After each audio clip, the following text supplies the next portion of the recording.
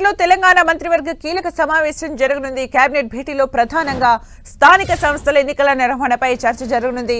BC రిజర్వేషన్ల అమలు, high court తీర్పుతో పాటు మిగతా అంశాలపై సుదీర్ఘంగా చర్చించే అవకాశం ఉంది.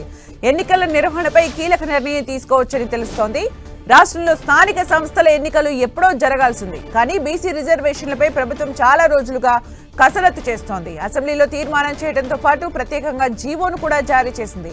అయితే సర్కార్ తీసుకొచ్చిన జీవోపై కోర్టు స్టే ఇవ్వడంతో 42% రిజర్వేషన్లపై సందిగ్ధత నెలకొంది. అప్పటి నుంచి ఎన్నికల నిర్వహణ పెండింగ్ లోనే ఉండిపోయింది.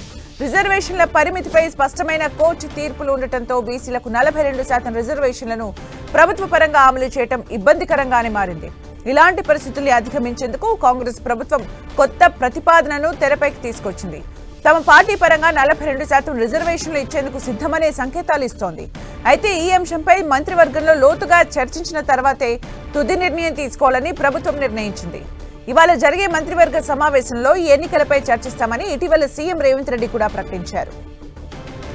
ప్రస్తుతం జూబ్లీహిల్స్ గెలుపుతో మంచి జోష్ లో ఉన్న కాంగ్రెస్ పార్టీ ఇక ఆలస్యం చేయకుండా స్థానిక ఎన్నికలకు వెళ్లాలని యోచిస్తోంది.